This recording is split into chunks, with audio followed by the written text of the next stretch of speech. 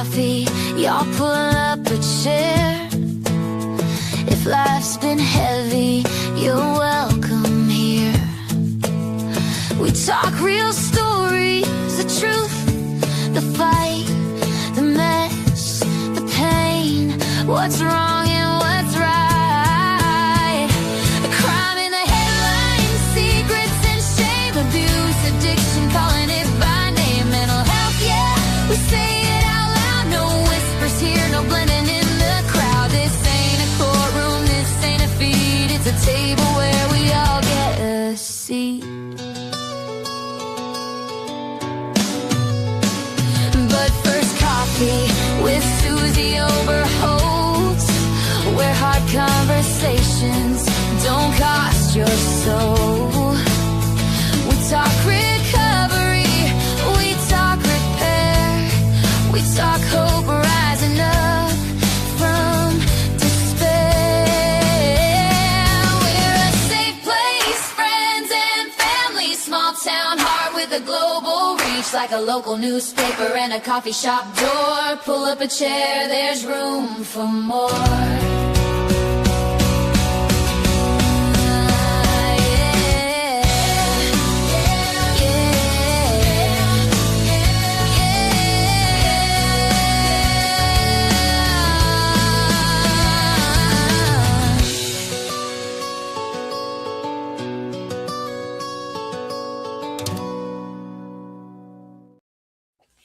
Hey everybody, welcome back. I have my friend Mandy here with me today, and today we're going to talk about a really serious subject. And before we get too started, I just want to thank everybody for being here. We are streaming to Mandy's channel as well, so if you have not checked her out, please go do that. She's amazing, of course. So don't forget, I'm they, them. Oh yes. I know John is in the back. We're working on it. I am working on it. I get so centered on what I'm talking about, but yes, they, them. But Mandy is amazing. I try to just say your name so that I don't screw up. But anyway, sometimes before we get too started on this, I do have something that I want to read because it will kind of tell you what we're going to talk about today. And then I have a clip from another girl's, one of her videos that where she talks about this case that we're going to talk about. And then I just want to talk to Mandy, and that will become completely, you'll understand it as we get into it. But basically, as the thumbnail said, it could have been me. And the me in this situation is Mandy. She lived in the town that two of the victims lived in. And three. Were all three of them from there? Yeah. Okay. Where three of the victims were. I read that 100 times and somehow I missed it. It's okay. I don't know how. But anyway, so Mandy knew them, was the same age as them, and she'll explain all that. But anyway, so first I just want to read this quick thing. I'm going to pop it up. Hopefully I can see it all. Let me turn this off for a second. So Richard Evonitz, his name was actually Richard Mark with a C, Evonitz. Evonitz. So, is that how they pronounce it? Evonitz? Yeah. Okay. So Richard Mark Evonitz was born on July 29th of 1963 in Columbia, South Carolina. And he was in the Navy and married twice to much younger wives, with both of them living completely unaware of his crimes.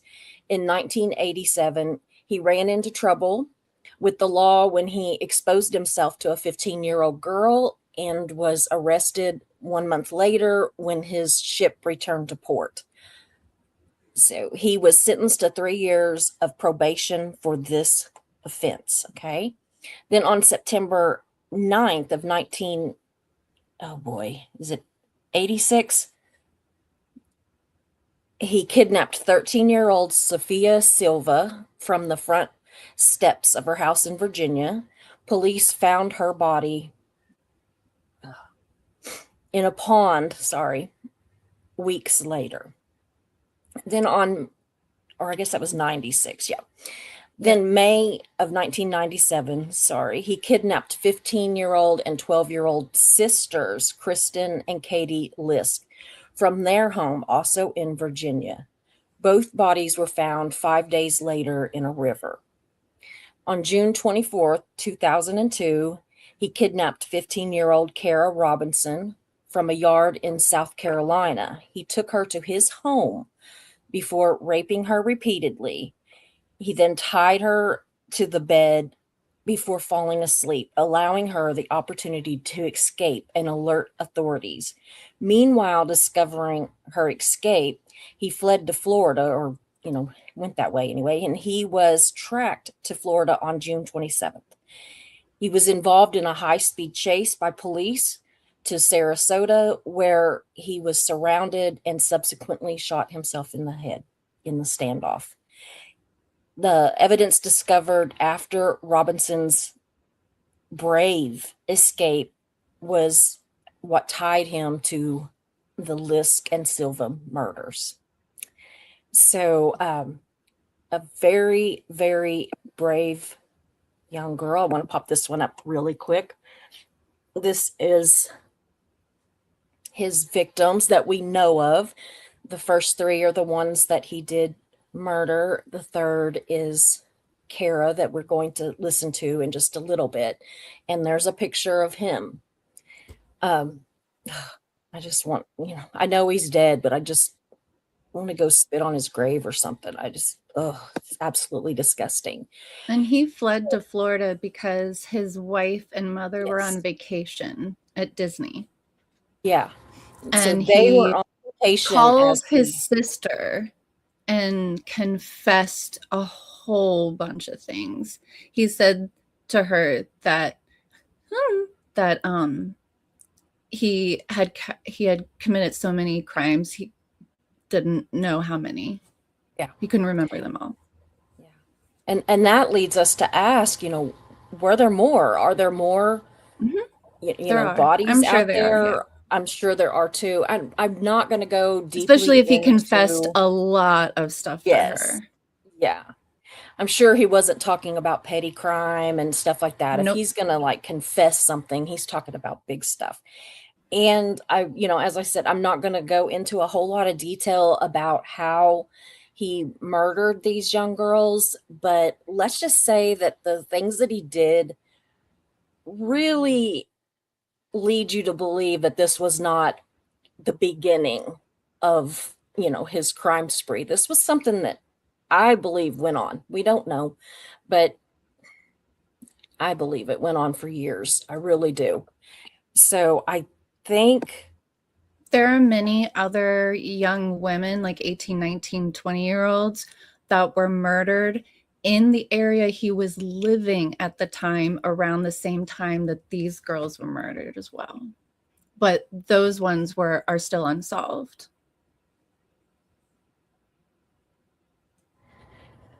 Okay, I think, John, do I just add this to the stage and will it play, or do I need to do something? This is the story time you've probably been waiting on. 22nd anniversary of my kidnapping. I want to share a little bit of a longer format of me telling my story my way. It's been told in a documentary and in a movie. You can find information on both of those on my profile as well as on my website. Really new here. My name's Kara Robinson Chamberlain. In 2002, when I was 15 years old, I was kidnapped from my friend's front yard by a man I would later find out is a serial killer. And this is my story. The background, the before, what my life looked like, then make sure you go back and watch that. But let's just get right into it. In 2002, I had spent the night with my best friend. We were always together, and we were trying to decide what to do for the day. We wanted to go to the lake, and so we called our friend who lived on the lake. We decided that that's what we were going to do for the day, but my friend wanted to take a shower first. So she had called her mom and asked if there was anything that we needed to do before we left the house for the day, and her mom asked that we water the plants. I wanted to take a shower. I volunteered to go out and water the plants for her. That was a decision that forever changed my life. I in my pajama shorts and my t-shirt and started watering the plants. And I noticed a car driving by on the way out of the neighborhood. I noticed the car because I was 15. I was getting ready to get my license, and I was paying attention to cars, trying to decide what kind of car I wanted to drive. So when the car came back into the neighborhood and pulled directly into the driveway, I took note of it. I remembered it because I had just seen it and I had actually paid attention to it, which wasn't always the case in a neighborhood. So there's houses all around. It's broad daylight. I felt safe. In the driveway, a man got out, average looking white male. I estimated he was in his 30s. He was about 5'10", like average height, maybe a little heavier than average, but he didn't look like anyone who set off any alarms for me. He had a binder in his arms and he said, "Hey, I saw you out here. I'm distributing these magazines, these pamphlets, and I would love to leave them for your mom or dad if they're home." And I said, "Well, this is my friend's house." And he said, "Okay, well, what about her parents? Are they home?" And I said, "No, her mom's not home right now." During this whole interchange, he maintained a respectable distance from me. There's no red flags going off at any point during this conversation. It was when he stepped in to hand me the magazines that things changed. I immediately felt what I somehow knew to be a weapon pressed to my neck. It was a small caliber handgun, and he pressed it in and he said, "Come with me." When I felt that weapon press into my neck, I immediately went into fight or flight. If you've never experienced this, it's automatic and you don't have a lot of control over it. So when he said, "Come with me," I went, "Stop." And he said, "No, you're going to come with me." He had his right arm around my neck. And so because the handgun was so small, it could not be seen by an outside observer. I walked with him to his car. I walked to the driver's side, and he opened the driver's side door, put the seat forward, and told me to get into the back seat. When I looked into the back seat, all I saw was the seat was filled with a plastic container. I said, "Where do I go?" He said, "Get in the container." So I did. I got in the container. He loosely put the lid on. He put his seat back, got in the car, shut the door, and drove away. I was lucky. My survival mechanism was to completely dissociate and stay calm. I inherently knew that I was going to survive. I had a gut feeling I'm going to survive. I'm going to escape. And I began praying that I would find an opportunity to do so. But in the meantime, I knew that I needed to gather as much information as I could to identify this person. I didn't care what his plans were because I knew what my plans were. I was going to find a time when his guard was down and I was going to escape. There was no question in my mind, but I had to have information about where I was, who he was, what he was doing so that I could help identify him. My fact gathering mission began with paying attention to the turns that he was taking, trying to figure out where we were going. When I felt the car get onto the interstate, I knew that I wasn't going to be able to follow that route. And so I began trying to gather any other information I could, from the type of cigarettes he was smoking, the music on the radio, to the serial number on the inside of the bin that I was being held in. He drove for about 15 minutes before he pulled over to the side of the road, at which point he restrained my wrists and put a ball gag in my mouth and then closed the container completely. He drove a few more minutes and he got out of the car, picked up the container, and carried the container with me inside of it a short way before he set it down and drug it over a threshold into his apartment. For the next 18 hours, I was his captive. I was sexually assaulted multiple times. I was told that we were going to watch the news to see if anyone missed me. I was told that he was going to let me go whenever he was done with me. He was going to take me somewhere where I wouldn't know where I was, and he was going to let me go. And it was my decision if I went to the police or not, and if I was always known as the girl who was raped. Regardless of what he told me, I knew that I was going to escape, and I wasn't waiting on him to make the decision to let me go. And that was a decision that saved my life. At one point, when I was with my captor, he put me back into the container so that he could make a phone call. When I was in that container, I started to have an anxiety attack. He came in, he told me that I had to be quiet. I told him I couldn't breathe. And so he said that he would take the ball gag out of my mouth and he would take the lid off of the container if I promised not to be loud. I told him I would, and he also gave me a Valium around that time. And he continued his phone call after that. I later found out he was calling his wife that was out of town. Eventually, it was time for bed. The Valium had kicked in at that point, and my captor restrained me. He put handcuffs on both of my wrists. There was a quick link, which is like a carabiner with screw-type clasp that was around the middle of the handcuffs, and that was attached to a rope that was tied to the frame of the bed. And I had a leg restraint on my right leg that was also tied to the foot of the bed. So I was restrained for bed, and I eventually fell asleep. Case for escape. I imagined several different scenarios during the 18 hours that I was there that I would try to escape, whether that was trying to get one of his weapons and trying to fight him off, or escaping while he was sleeping. But when I woke up early in the morning the next day and he was still asleep, I knew this was my best case to escape. I knew my first step was to get out of the handcuffs. I tried to squeeze my hands out, couldn't do that. So I knew I had to disconnect them from the rope. I tried to unscrew the quick link with my fingers, couldn't do that, and used my teeth to unscrew it, slid my hands up out of the quick link, slid my hands down my body to my foot where I was able to disconnect the carabiner that connected the leg restraint, and slid out of bed. My captor remained asleep next to me the entire time. I went to the front door, and it was more or less barricaded with just stuff. I moved that as quietly and as quickly as I could, threw the door open, and ran. I just knew that while I was running, he was going to wake up, look out the window, and see me and shoot me in the back. But I also knew that I was out, and even if that happened, someone would see me, someone would hear what happened, and he would be caught. I ran across the parking lot of the apartment complex straight towards a car. I saw one car driving across the parking lot. I ran out in front of it. I waved it down. There were two men inside. I said, "My name's Kara Robinson. I was kidnapped and I escaped from that apartment."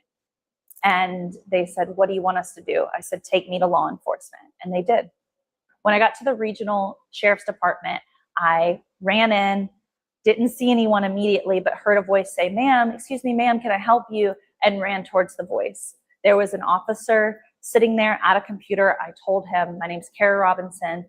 I was kidnapped and I escaped. And this is my story. This is my information." He began taking my information, looking for me in the missing persons report. And eventually he called my mom and had her come to get me. In the meantime, before my mom could get there, an investigator was notified. He responded. He took the handcuffs off of my wrist. At that point, I was able to squeeze one of my hands out. And so he took it off the other wrist, and he said, "Do you think that you'd be able to identify the apartment that you came from?" And I said, "I doubt it, but I'm willing to try." So he put me in his car. We drove to the apartment complex. As expected, they all looked the same. I wasn't able to identify the particular apartment. I knew it was a ground floor, left side of the building apartment, but that's about all I knew. While I wasn't able to identify the particular apartment, what I did have was a lot of knowledge I had gathered while I was in his apartment. We saw a man on a golf cart that worked for the apartment complex. We stopped him, and I gave him the information that I knew. This is what the man looks like. There's a woman that lives there that has long red hair. I knew that because there was a hairbrush that had long red hair in the apartment. There are a lot of animals in the apartment. These are the animals. This is the car that he drives. And from all of that information, the maintenance man said, "Yeah, I think I know what apartment that is." The investigator then took me back to the substation where my mom was waiting. I went to the hospital and was getting ready to have a sexual assault exam done. While I was waiting for the exam, an investigator came in with a photo lineup.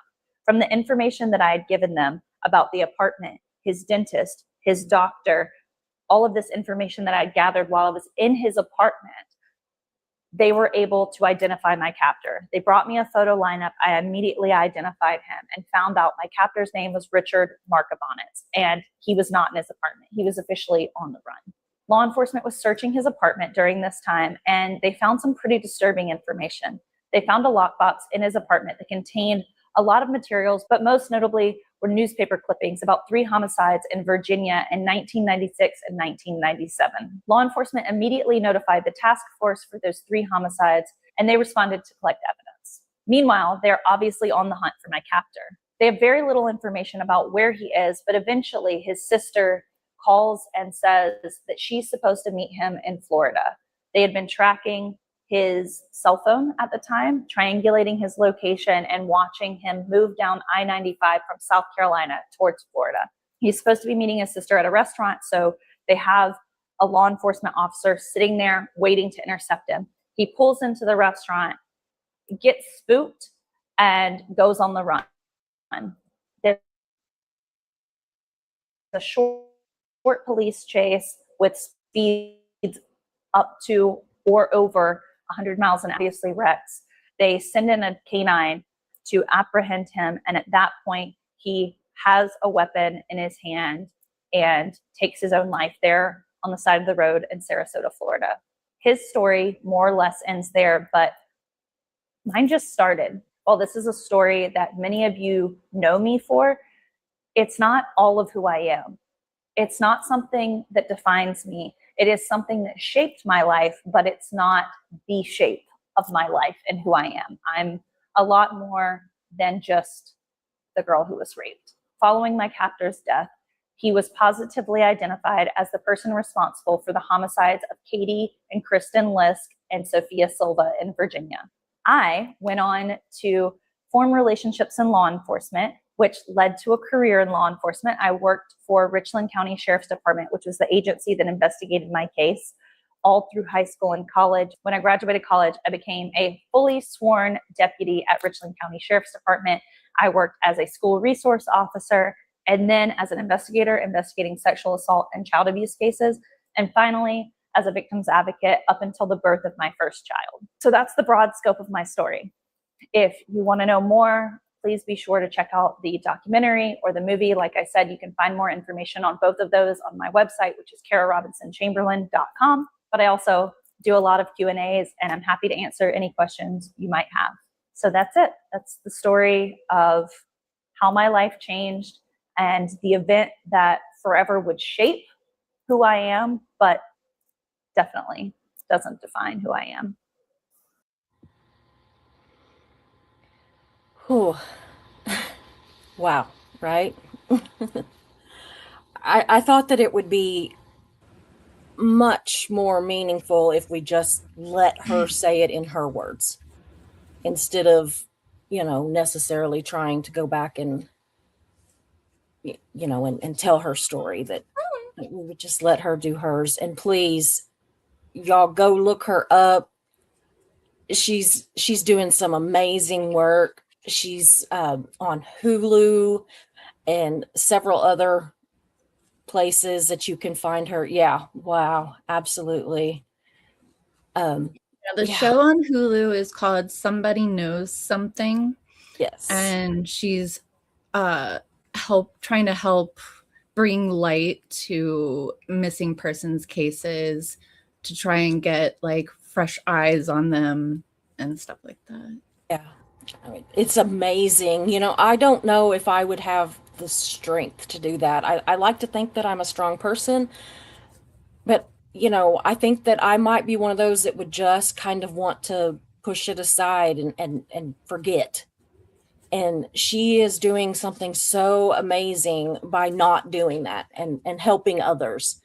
And I think she's amazing. I watched a lot of stuff over the last few days, and I don't know. I watched several different versions of where she was being interviewed and telling her story, and I actually just liked this one the best, where nobody was questioning her. She just sat down and told it herself. So anyway, that's and the movie is on Lifetime, and it's called The Girl Who Escaped.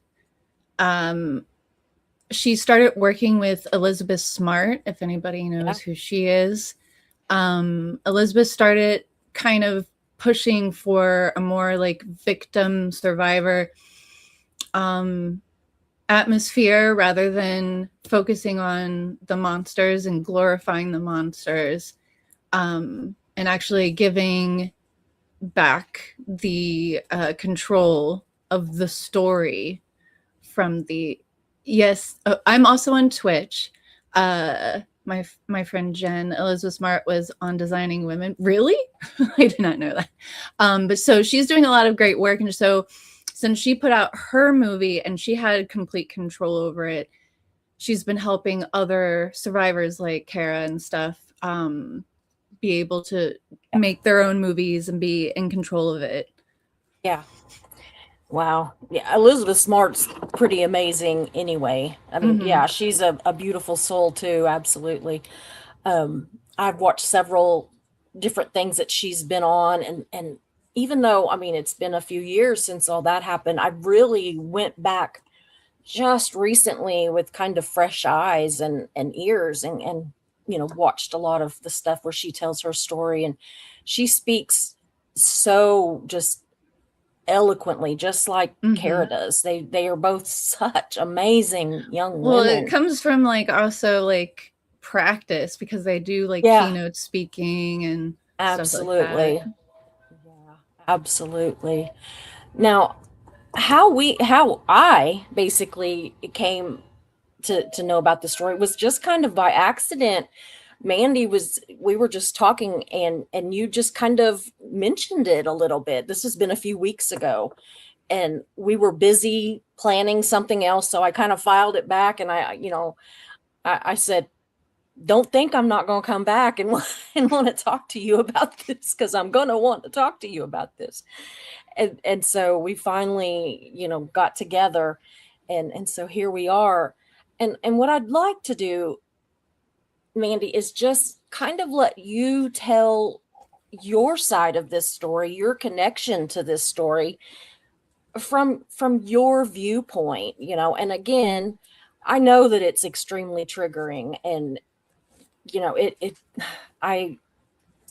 I'm so sorry for that. I'm, so sorry that this is triggering for you, and I appreciate so much that you're willing to come here and talk to us.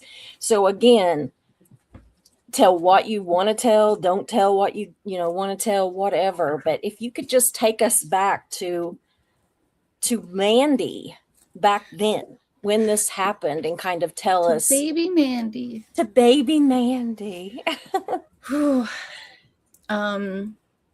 Yeah. Sometimes people don't really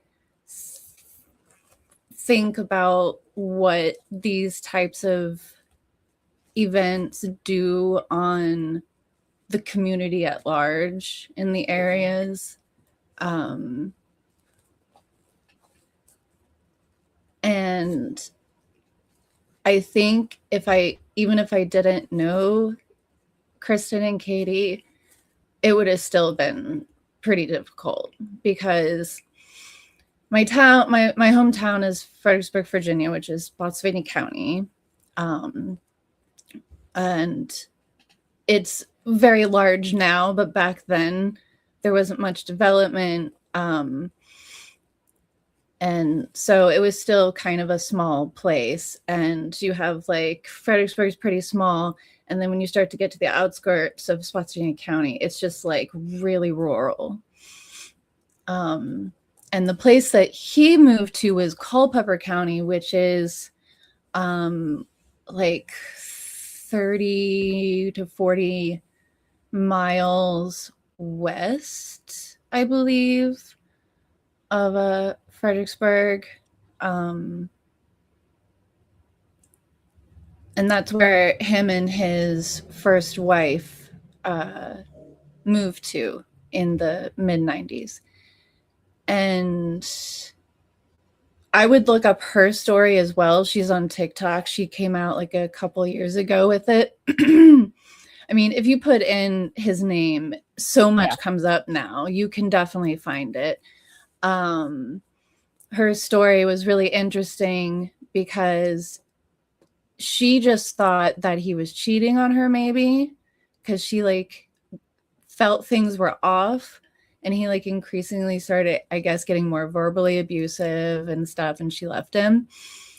But okay, let me go back a little. All right, so I was 15, and there weren't that many high schools, and so when Sophia was killed,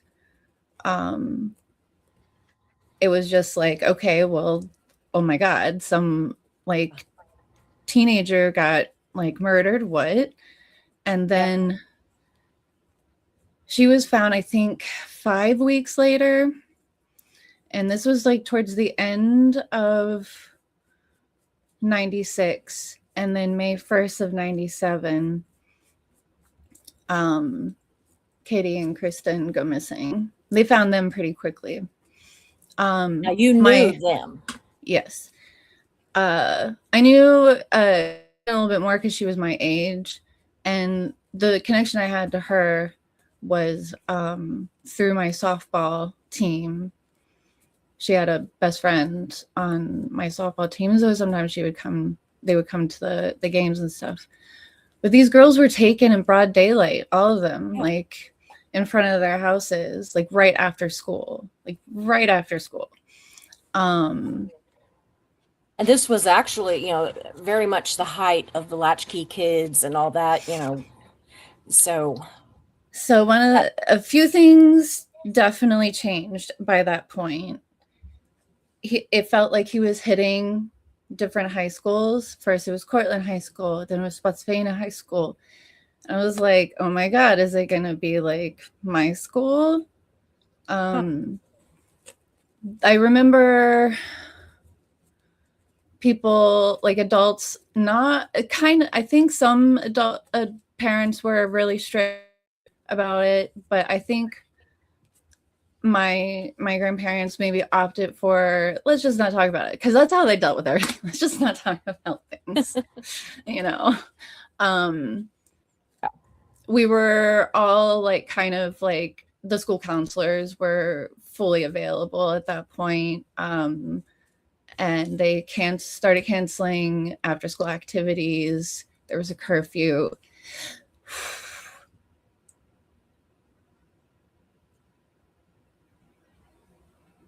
So I still have all the newspaper clippings, but I didn't go to their funeral. I've never been in their graves. And I normally... This is such a testament to how much it affects the community when something like this happens, and how much it affects other kids, that are in that same age group, and for how long, I just I'm normally like put together when I tell this. Like I told you, no problem on the phone. Like I think it's because I saw that news clip. Yeah. She can you tell Mandy them found about it?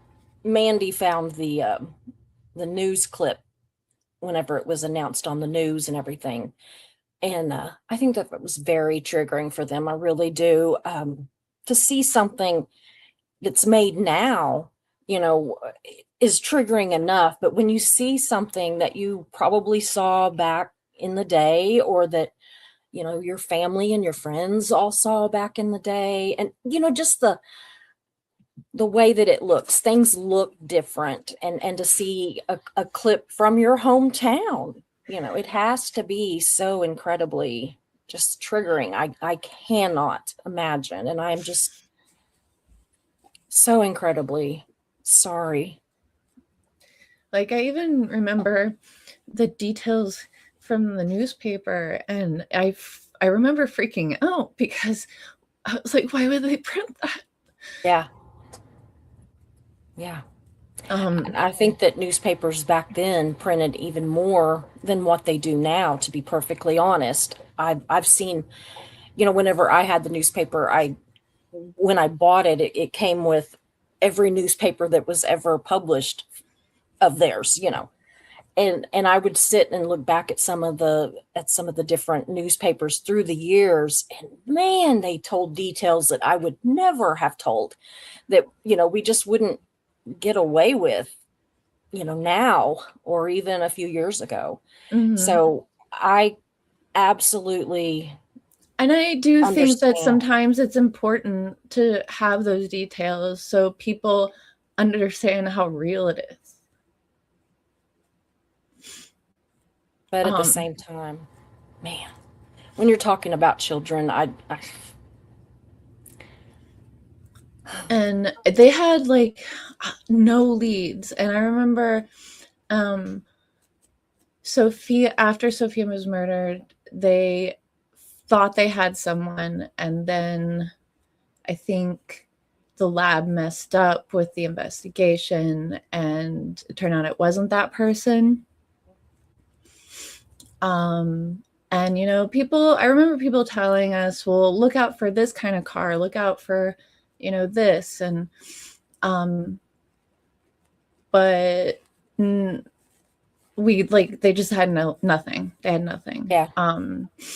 They were drowned in rivers. Apparently he had a thing for drowning.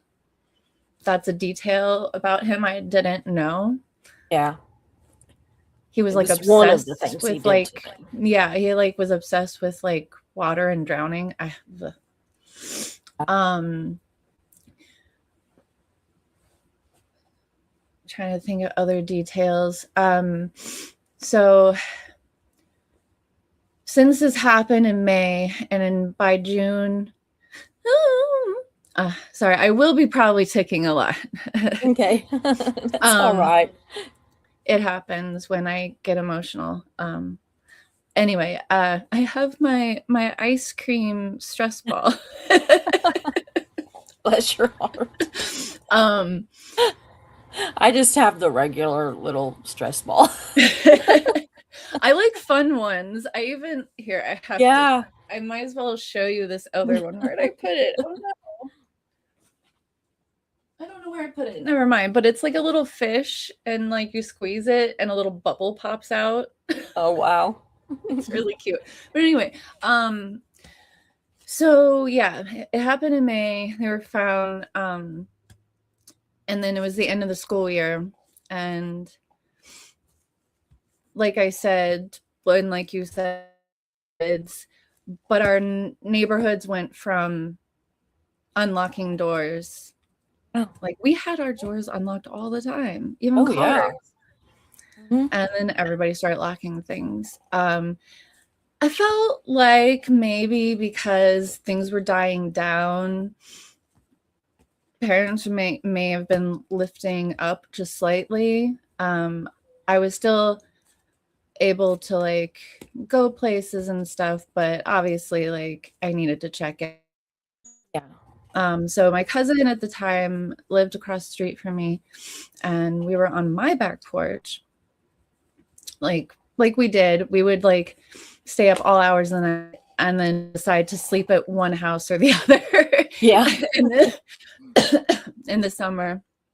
My cousin and I did the same thing. We just lived right down the street from each other. So we did the exact same thing. And so one night we were on my back porch, and the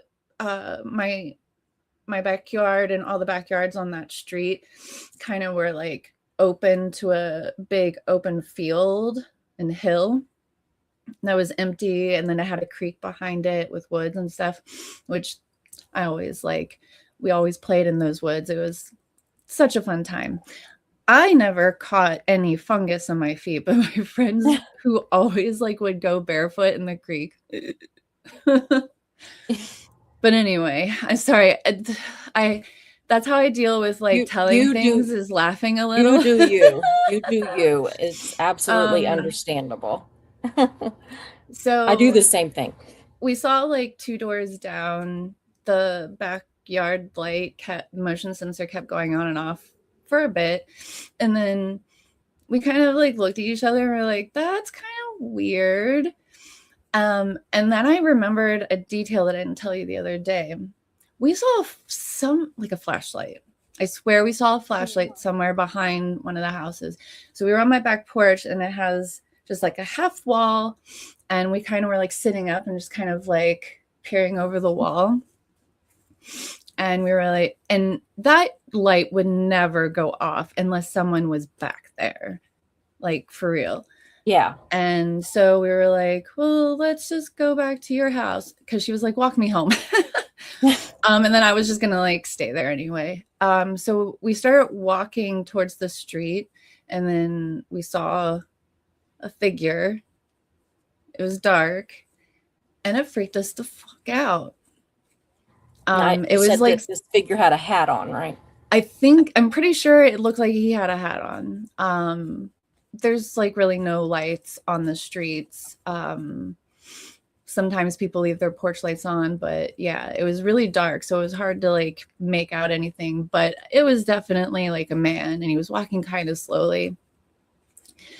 And then we just turned and ran into my house. Nothing like that happened again, but we do know that his MO was to stalk before he did anything. That's how he knew people's patterns, like the kids' patterns and stuff. Now, Kara, she just happened to be in the wrong place, because he probably was stalking maybe her friend. But her friend was taking a shower while she was watering the plants.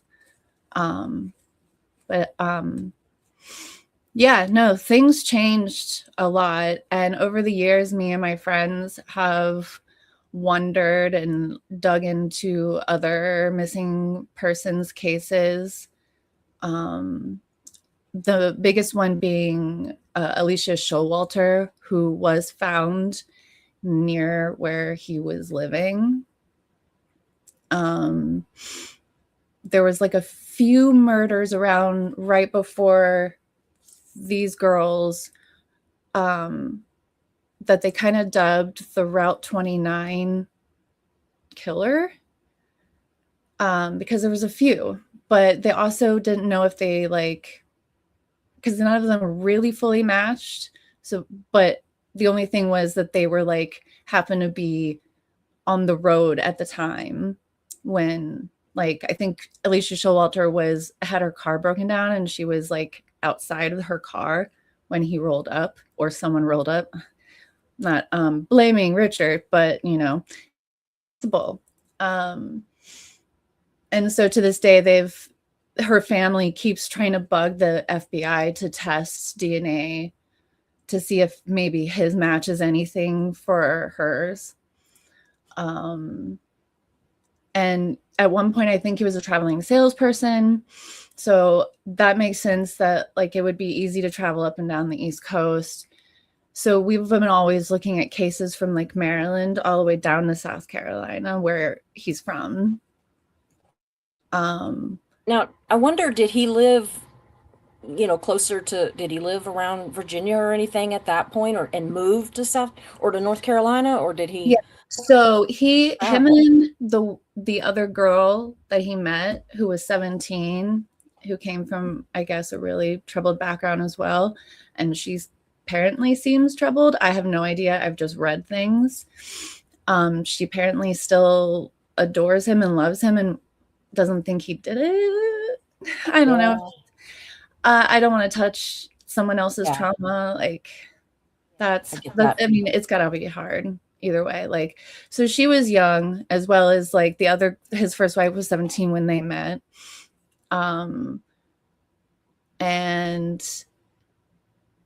so it seems like he chose women that had and just wanted to run away. But years later, when I found out that he felt confident enough that they weren't on his track, he stayed in the area after he married this girl. I forgot her name. Something like Hope Marie Crowley. That's her name. I can't find any information on her. But I guess I don't really need to know. Like, Yeah, I know. I think it's just like wanting to put pieces together and stuff. Like, they moved in 99, I believe, to South Carolina. So he stayed in the area for till 99.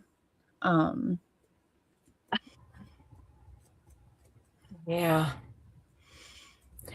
Oh, it makes me absolutely ill. Do you remember when you heard that they had, they had got him, or that he had killed himself? Do you remember hearing that? Or No, because it was a little bit later that we got word of who it actually was.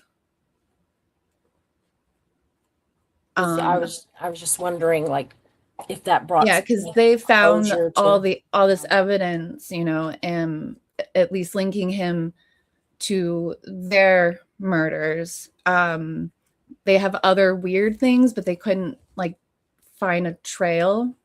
It seemed like he had a lot of notes on stalking people. He would just jot down lots of details and stuff. It's really amazing, all the details that Kara gathered, that she had the presence of mind She for a disarmed him 15-year-old. by talking to him like a normal person. Yeah, absolutely. I don't know if I could, but we never know what we're capable of Yeah. until we're in a situation. Yeah, she was talking in one interview that I watched about just sitting there and at the kitchen table, where she could look at the refrigerator and see all the magnets, and that's how she found out, who his dentist was, and all this stuff. Mm-hmm. And like, just talking to him, and just like that they were friends almost. Mm-hmm. Which is amazing. Just, I mean, I don't know. I don't. It's amazing. There's no telling how many lives she saved. Honestly. Yeah. I know that she said that she was pissed when she found out that he killed himself, because Yeah. she wanted to look him in his face and put him away. Yeah, she said that she wanted to look him in the face, and for him to know that picking her was his biggest mistake of his life. And I was just like, wow. I also watched an interview with the sheriff at the sheriff's department where she was taken to, and he actually cried. They became very close over the years, and I think it's amazing that she ended up going to work there. And the whole story is just incredible. I can't believe I had never heard about it. You want to hear a funny, awkward Absolutely. detail? So when she was in college, in her criminology class, they brought him up. Yeah. And the teacher had no idea that she was in the class. And she said something. She was like, yeah, she said that she sat through it all, that she had really not talked about it a whole lot. And even her mother and father said that maybe they were wrong for not forcing her to go to any kind of therapy. But bless her mom's heart.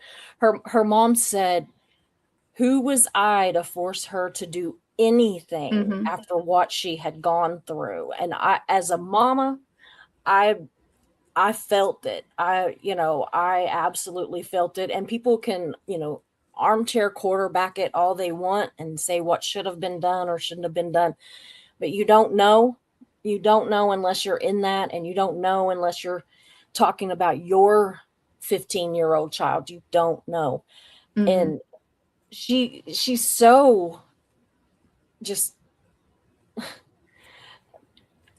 amazing. She seems very healed from it, very in control of everything. But I cannot imagine, because you're right. She said that she sat there in that college course, and that they told all the details of her case. And that whenever it was over with, that she walked up there and she said, "That was me." And I'm just like, oh, can you imagine? the instructor was probably like, "Oh shit." I don't know how he like missed that detail, but you know, I guess it just didn't register. Yeah. So some other things about how this really like changed me was I started getting obsessed with psychology. I got obsessed with serial killers in kind of an unhealthy way. And then I had to like cold turkey, like cut that off. Yeah. But I was like, I didn't know how to process it. I mean, I'm also autistic. So a lot of things in my life that I've gone through, I've just always either done fight, flight, or freeze or fawn. Like I do all of them, but I'm like such a people pleaser usually. I just kind of like dug into like, why would somebody do this? Why? Like, what is wrong with you? What the fuck is like, yeah, what went wrong? I even got like as far as like wanting to maybe be a pathologist or get into some sort of criminology. I'm also a photographer, so I thought maybe I could do crime scene photos, but where I'm at in my life, you know, I don't think I could handle that actually. I'm good. Like, you know, I do have a fascination with like knowing how, like the mystery of like trying to figure out how someone died or something like that. But I'm obsessed with all that. I'm obsessed with crime anyway, but serial killers, all that kind of thing. I'm always trying to dig into the mind of, you know, a psychopath or a sociopath or whatever, but somebody that does this stuff to children, I just can't. I just can't even. yeah, it's the one thing that I can't understand at all. So I do want to, while we're doing this, I want to look at some of our starred comments because I don't want to get too far. Yeah. And I also wanted to show you something, so we'll go through this first. Yeah, absolutely. This won't take long. Saw recently that they just found a kidnapped girl for 4 years. That is absolutely amazing. Just got here. Good to see you, beautiful girl. So brave. This hits my mom heart. Me too. Absolutely hits my mama heart.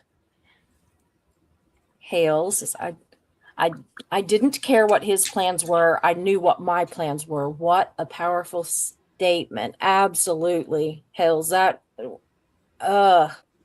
really got me. A candle for the souls. That's right. Light a candle for the souls of the girls and the women murdered and harmed. Yeah, somebody knows something on Hulu. Absolutely.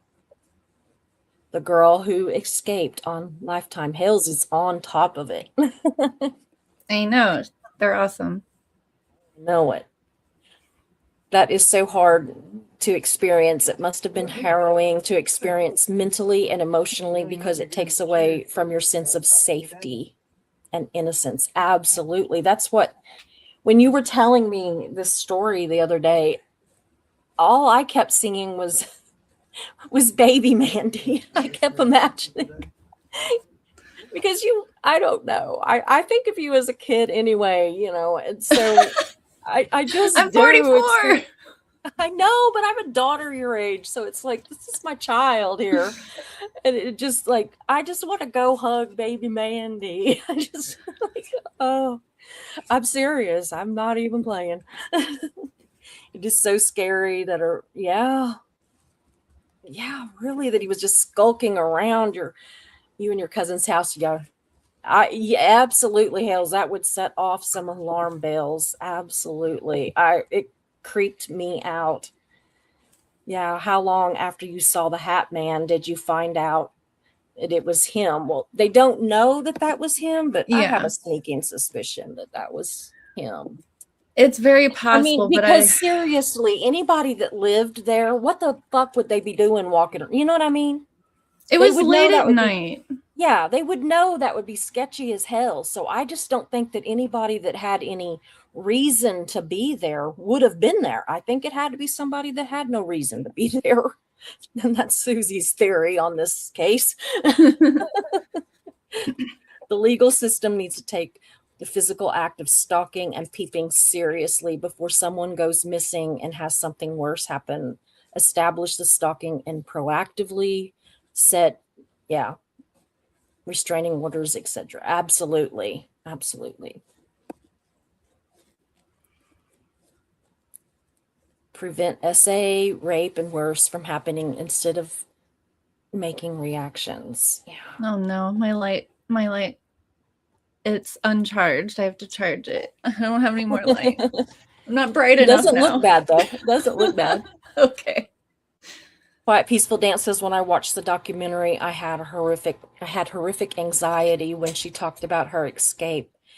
Oh, I know. I'm gonna go back and rewatch it again. I was watching everything I was looking at the last few days. I was looking at to kind of know where we were going with this, and now I want to like go back and watch it to like commit it to memory, and I think that that's a way that we honor the victims, is by looking at that kind of thing and watching it. And even though I haven't gone to their graves, I give someone money to put flowers there for me. I understand not going. I understand. Next year will be the 30 years. Wow. Oh, I asked Robin Drake, a former Marine and FBI behavioral expert, and he told me broken brain. Oh, so that's what makes child molesters? I guess. Well, there is a lot of like chemistry and biology, nurture versus nature, and the right combo. Like I was talking about that with Susie the other day, which would be a whole other episode on its own. It's very fascinating how the shit works sometimes. Yeah. We've already started talking about a next live to do. So yeah. Of course, I told Mandy the other day that they can come on anytime they want. Just, randomly on a Tuesday or Wednesday or Thursday, any day. I don't care. We'll just make it work. Says Mandy, malignant narcissists have no reasons for what they do other than getting an endorphin rush. They are simple animals. I agree. And I've been watching a lot of different podcasts about this kind of situation. And that's what all these clinical psychologists and, they seem to agree with that and with Ben, this broken brain, like they're just broken people. And we don't know if we'll ever understand it. And it says, yes. And again, Gavin de Becker's The Gift of Fear is a great book. If you get the creeps, don't be polite, just leave. Your gut reaction when you get the creeps is often your brain telling you. Absolutely. But I'm also like a really anxious person, so I can never actually tell if I'm like being paranoid. But a lot of times, if I go with my gut, I'm usually right. Yeah, I believe it. I think that we don't give our guts enough credit sometime. I really think we don't. And I don't know.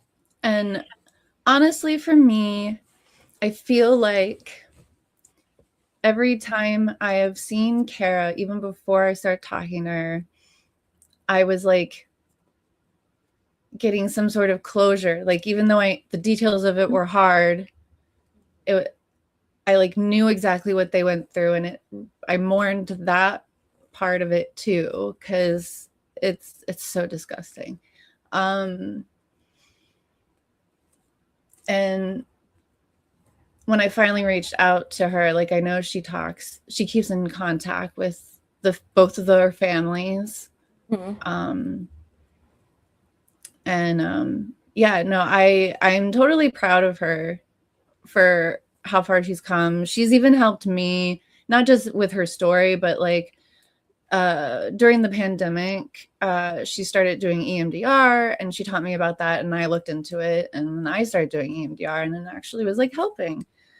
So Amazing. And she has a little girl now too, so she has 2 boys and a little girl. And she looks like she's thriving. I mean, Yeah. this kind of never goes away. Like, No, to be no, real, absolutely. we can have all the therapy we want, but a part of you is like twisted, Yeah. and it's never going to be untwisted. Absolutely. I wanted to show you something. Absolutely. All right, let me see if this works. Hopefully it works.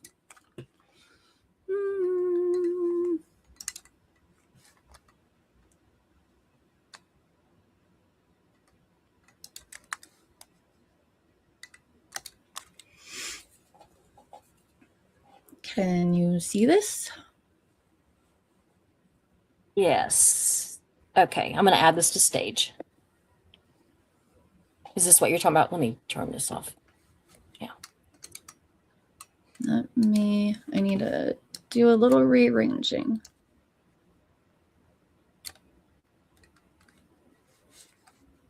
Okay.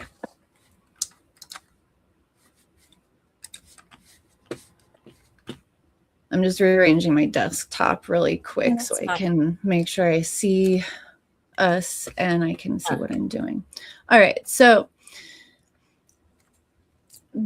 this is where they found the girls. This is King's Dominion. It's an amusement park about 20 minutes south of Fredericksburg. And so they were found over here.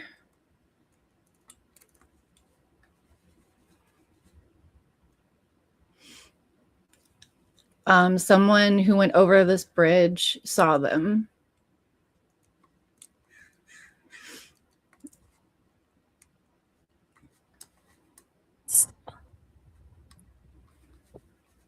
And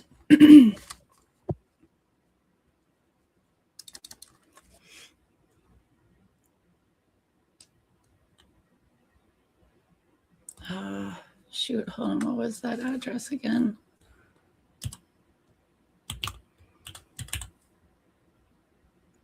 Well, there we go.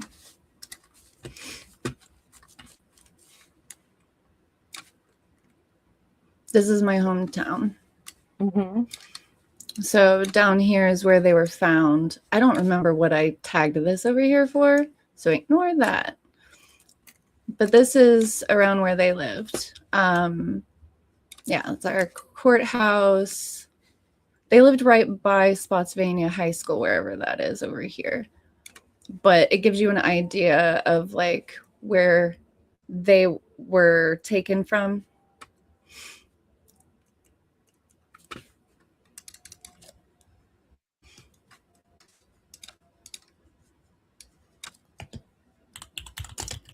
I can't imagine being the parents of those sisters and having lost. This road was their road. And that's the high school. So he was taking people that were also pretty close to the high school. Let me share this tab.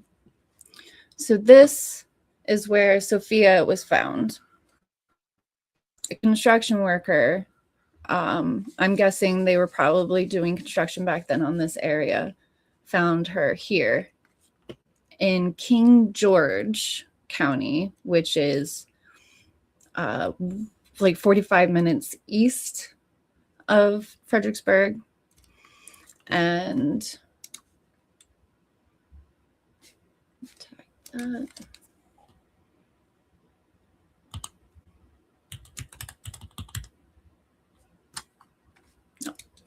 oh, gosh darn it.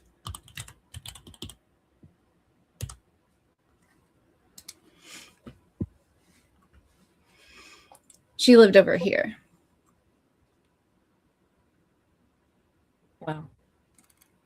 And You she know, I lived, really do. You know, we talked about, we wondered if he was, if he was trying to get somebody from each of the high schools there, and that's just another, I mean, we'll never know. But here, I'm trying to like make a point but about well, something.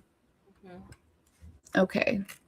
So this is Cortland High School and Levels Road is over here. So this was her neighborhood, really close to the school.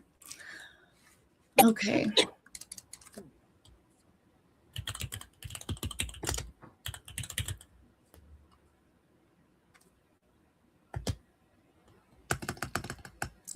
I think I have to put in an actual.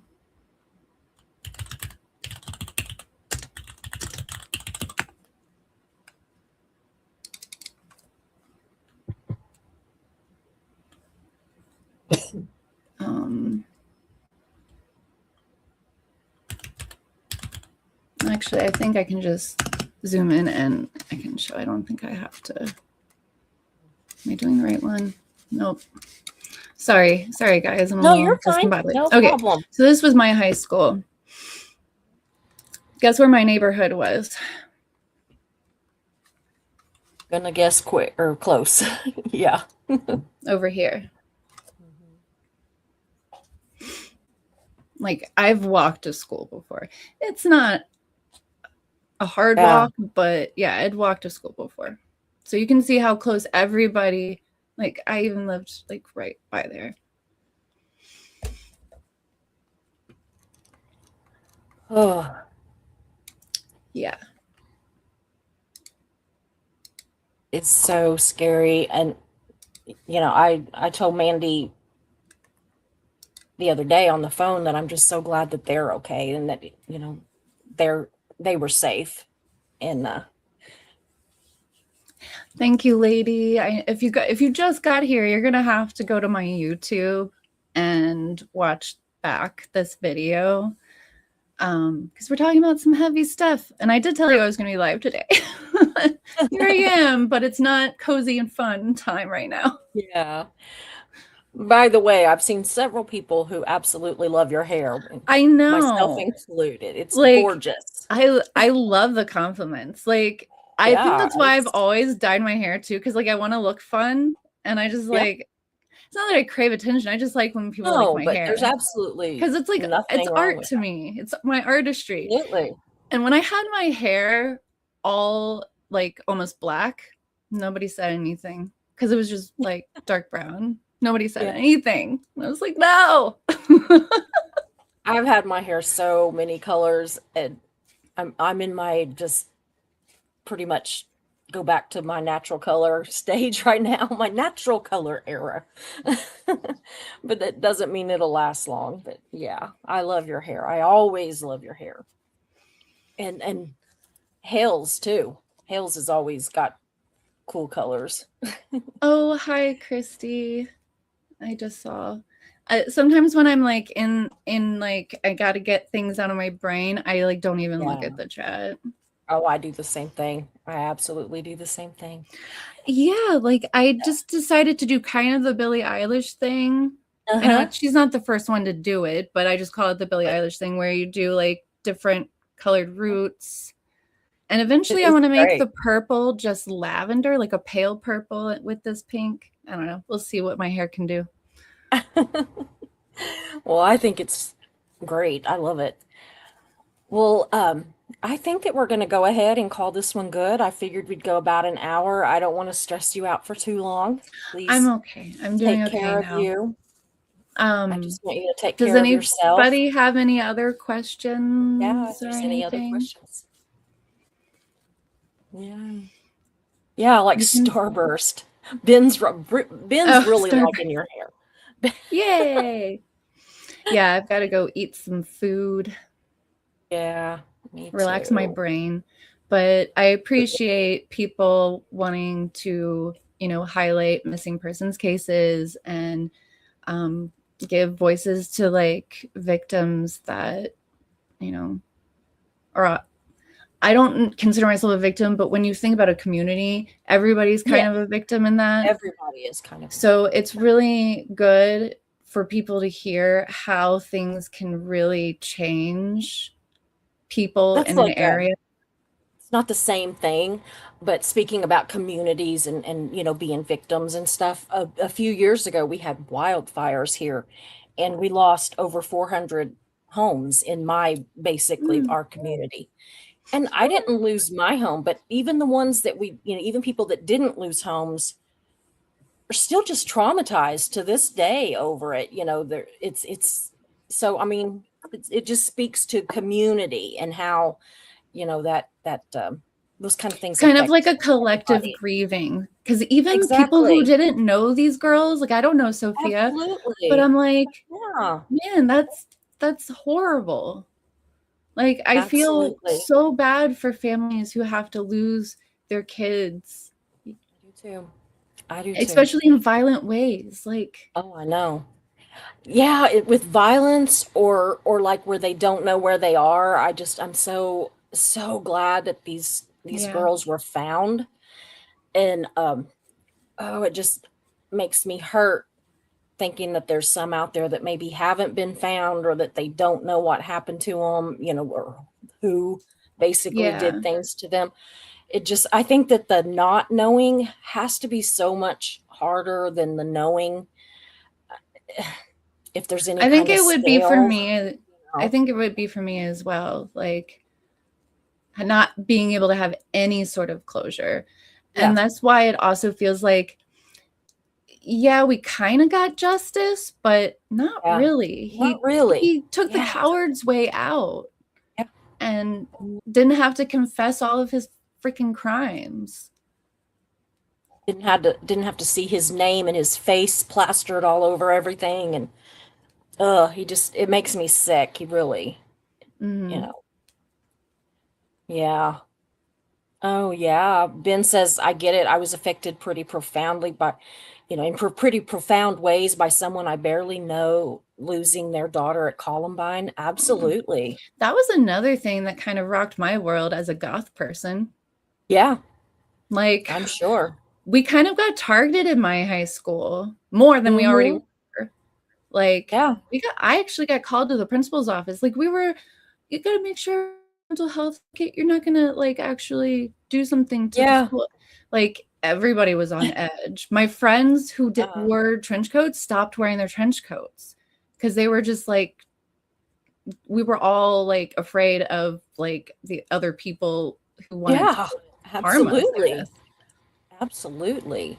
Yeah, gas had Yeah. nothing to do with Yeah, and it the at all. Goths actually had nothing to do with it. Absolutely. Marilyn Manson had nothing to do with it. Like, I hate And when people are like blame artists like for yeah, things. Like, remember Twisted Sister? Like that guy had to get drug into Congress yeah. for for his I don't know, remember if it was like I don't remember the exactly either, band, but I bet Ben his does. look, or what. Yeah, Yeah. but that was like a pretty big case. Because people like Yeah, to try and find something to blame. yeah, That's the thing. absolutely. And sometimes there is nothing to blame, like no Yeah, D. outside Snyder. source. Like, yeah, D. Snyder, that's right. One other case that I want to throw out there to everyone, if you want to see something about a community that was fully rocked in North Carolina, look up Pazuzu, the Pazuzu case. And on Vice, they did a really, really good documentary series interviewing all of the survivors of those victims and what it did to the community and to the people who actually partied with this guy and knew him. Like, it's a really gross case. Like, he was We will a have you back. disgusting person. Maybe that'll And be the next that one. was another case that I was like, what the? Yeah. Yeah. Yeah. Oh goodness. Everybody look at my kitty. Let's get some nice I fuzzies in before know. we go. I was gonna say something about the kitty. I also have Felix is on the other side, but It's so funny. My friend Christy, she has a cat and its name is Shitty Kitty. oh my god. She'll be like, "Hey, Shitty, what are you Yeah, doing, Shitty?" she loves giving me a bath. The other two cats, not so much, but she loves it. But I think Yeah. that is a female cat thing. I think Oh, that no, my because they're male is nurturers. I I have have no male cat idea. is so weird. Maybe I it's was because she talking thinks about I'm him her yesterday. baby. Yeah. My male cat likes to literally sit on my shoulder and put his face up against my face and lick my nose. Oh, The that's so whole cute. nose. Oh, someone knows about Pazuzu. Someone knows about Yeah. Pazuzu. Yeah, we will definitely be looking into it, and maybe you'll come back and talk to us about it. Yeah, and I would love to talk about the psychology of this stuff because Absolutely. I learned a lot in my last sociology class that I took about this kind of thing and what can breed psychopaths. Yeah. That's So, that's an area that whenever I look into a lot of crimes, I really like to look into that part of it, the whole mental health parts of it, what may have been affecting the person that did the crime, and also how it affected people that were either victims of the crime or knew people that were victims of whatever. I like to look at it from the mental health part of it. It's so fascinating to me. It's just amazing. Oh, wow, I've got 13 cats. One's named Balls. That's funny. Oh my goodness. I bought this stuffed cat. It's white, and I bought it from Temu. This has been probably a year ago. It was one of my first Temu purchases a long time ago.